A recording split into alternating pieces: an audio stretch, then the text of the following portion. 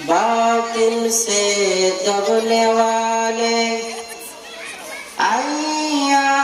आसमां नहीं हम, बातिल से दबने वाले आसमां नहीं हम। सो बल कर चुका है तो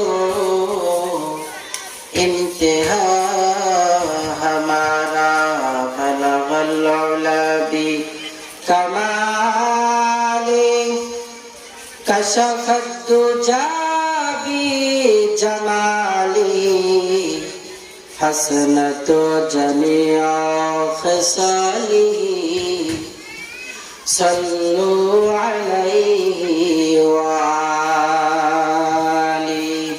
अल्लाह पाक रब्बुल आलामीन बोलेन, ومن أحسن قولا ممن دعا إلى الله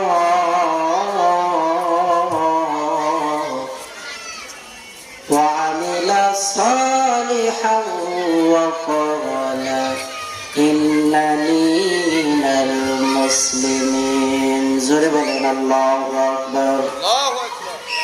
ওই ব্যক্তির চাইতে আর কার কথা সুন্দর হবে, ওই ব্যক্তির চাইতে উত্তম কথা কার হবে, যে ব্যক্তি মানুষকে ডাকে দাইলাল্লাহ, আল্লাহ পাকের দিকে। আমার ভাইরা ভালো মতো খেয়াল করতে হবে, যেই ব্যক্তি মানুষকে ডাকে একমাত্র রবের দিকে, ভিন্ন কোন ইলাহের দিকে নয়, ওই ব্যক্তির কথার চাইতে দামি কথার জমিনের মধ্যে কারো হতে পারে না। কিন্তু বড় দুঃখজনক হলো সত্য, আজকে যদি আমরা মোল্লা মুন্সিরা মানুষকে আল্লাহ পাকের দিকে ডাকি, তাহলে দেশে একদল মানুষ আছে যারা আমরা মোল্লা মুন্সি আলেম ওলামাদেরকে জঙ্গিবাদ এবং মৌলবাদ বলে গালি দেয়। কথা বলেন ঠিক কিনা? وعمل صالحا وقال إنني من المسلمين। আমাদের প্রথম উত্তম আমাদের পরিচয় হলো, সর্বশ্রেষ্ঠ পরিচয় হলো وقال إنني من المسلمين, আমি একজন মুসলমান। একজন মানুষের সর্বশ্রেষ্ঠ পরিচয় হলো আমি একজন মুসলিম, আমি মুসলমান। আল্লাহ পাক রব্বুল আলামিন আমাদেরকে সৃষ্টি করার পরে আশরাফুল মাখলুকাত বলে ঘোষণা করে দিয়েছেন। আল্লাহ পাক রব্বুল আলামিন সর্বপ্রথম বাবা আদমকে বানিয়েছেন। আদম আলাইহিস সালামকে সর্বপ্রথম সর্বশ্রেষ্ঠ মহামানব বলে আল্লাহ তাআলা ডেকেছেন। আমরা মুসলমান, আমাদের সর্বপ্রথম কাজ হলো আমাদের ঈমানের গুণে গুণান্বিত হতে হবে। একজন মুসলমানের সর্বশ্রেষ্ঠ সম্পদের নাম হইল ঈমানের সম্পদ। সর্বশ্রেষ্ঠ মাখলুকের সর্বশ্রেষ্ঠ পরিচয় আমি একজন মুসলমান। মুসলমানের পরিচয় দেওয়ার পরে আমার সর্বশ্রেষ্ঠ সম্পদের নাম হইল ঈমানের সম্পদ। যে ব্যক্তি ঈমান নেই সেই ব্যক্তির কিছুই নেই। যে ব্যক্তি ঈমান হারা ওই ব্যক্তি সর্বহারা। একজন মানুষ দুনিয়াতে বসবাস করেন, তার হাজারো কোটি টাকা আছে, ব্যাংক ব্যালেন্স, বাড়ি গাড়ি সব আছে, কিন্তু ঈমান নাই।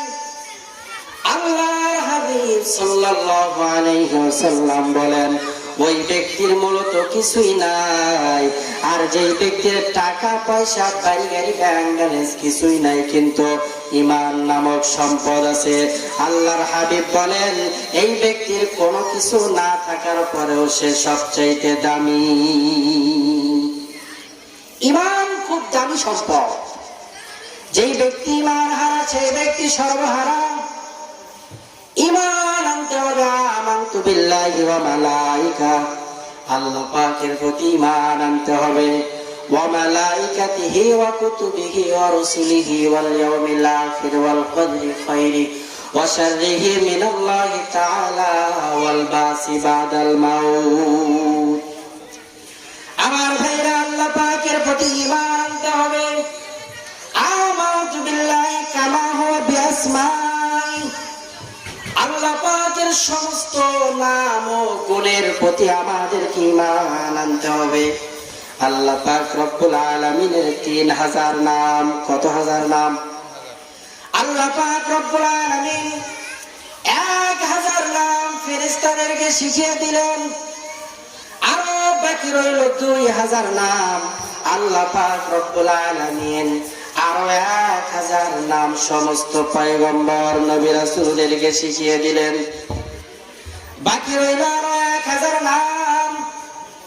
আল্লাহ পাক রব্বুল আলামিন 300 নাম তাওরাতের মধ্যে দিলেন, আরো 300 নাম জাবুরের মধ্যে দিলেন, আরো 300 নাম আল্লাহ পাক রব্বুল আলামিন ইনজিল কিতাবের মধ্যে দিলেন। বাকি রইল আরো 100 নাম আল্লাহ পাক রব্বুল আলামিন 99টি নাম সর্বশ্রেষ্ঠ গ্রন্থ কোরআনুল কারীমের মধ্যে দিলেন। আর বাকি রইল একটি নাম আল্লাহ পাকের নিজের কাছেই রাখলেন। আল্লাহ পাকের 3000 নামের প্রতি আমাদেরকে ঈমান আনয়ন করতে হবে।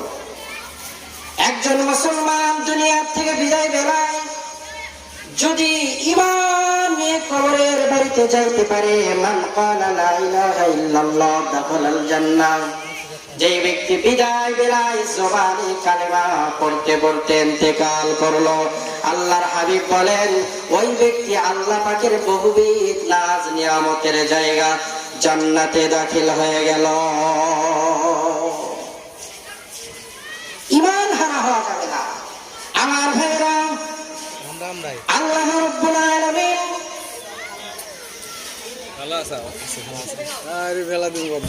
নবী করিম সাল্লাল্লাহু আলাইহি ওয়াসাল্লামের সাহাবী বেলাল রাদিয়াল্লাহু তাআলা, চেহারা ছিল কালো কিন্তু অন্তরটা ছিল বড় ভালো। আল্লাহর হাবিবের উপর ঈমান আনয়ন করছে, আল্লাহর প্রতি ঈমান আনয়ন করছে। আল্লাহ পাকের হাবিবের সাহাবী বেলাল রাদিয়াল্লাহু তাআলা আনহুকে উমাইয়া বলে, বেলাল কালেমা ছেড়ে দাও, এর জন্য যদি তুমি যত ধন সম্পদ বাড়ি গাড়ি যা কিছু চাও না কেন তোমাকে দেওয়া হবে। বেলাল রাদিয়াল্লাহু তাআলা আনহু ডাক দিয়ে বলে, উমাইয়া আমি বেলালকে যা কিছুই দিতে চাও না কেন, আমি আমার ঈমানটা হারাইতে চাই না। এজন্য ঈমান সবচেয়ে দামি সম্পদ। ঈমান যেন আমাদের থেকে কোনোভাবেই কেউ হরণ করতে না পারে।